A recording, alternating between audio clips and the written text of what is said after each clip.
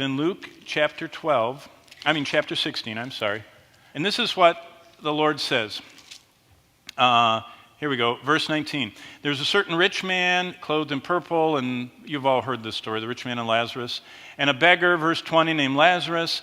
He desired to be fed, and so it was in verse 22, the beggar died and was carried by the angels to Abraham's bosom. Now, the reason most Bible scholars don't believe this is a parable is, if it is, it's the only parable anybody's named. And Lazarus is in this. A person is named. So most likely, this is a very great teaching story, but it's an event that happened. And what Jesus is saying, there was a rich man, and there was a beggar named Lazarus, and that man died, and he's carried by angels to Abraham's bosom. What is that? That's where Old Testament saints went before the cross. And the rich man also died and was buried.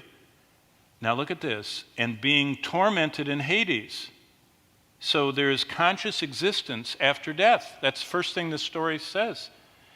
He being in torments, there's conscious existence, and you can feel stuff after you die. That's going to be the shocker for a lot of people. Being in torments in Hades, he lifted up his eyes, verse 23. We still have our senses in the afterlife.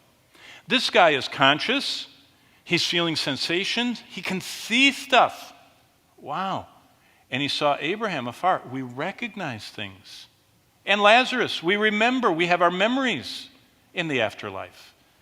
He says, whoa. He cried out and says, Father Abraham, have mercy on me. Send Lazarus. He may dip the tip of his finger in water and cool my tongue, for I'm in torment in this flame. And Abraham said, Son, remember. See, Jesus gives us a tour of the grave and tells us that we need to be very diligent about sharing with people where they're headed. Everybody's not going to heaven. Most people are not going to heaven. Broad is the way, Jesus said, that leads to destruction, and many go that way, he said, and narrow is the gate, and few go that way.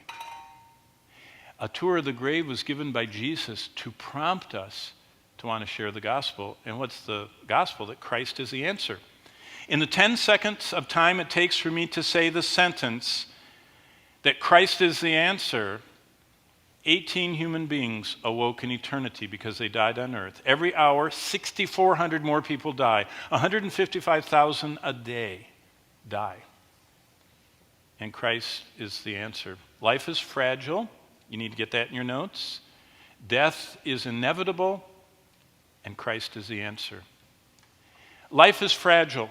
We are just a brainwave and a heartbeat and a breath away from eternity.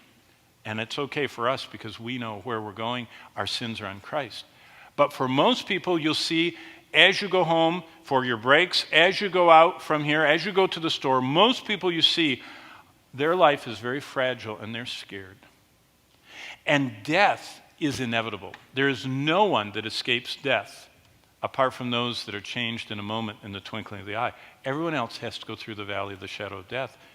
And Christ is our only hope. Flu shots can't help the soul.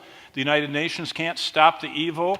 Our only hope is found in Jesus Christ.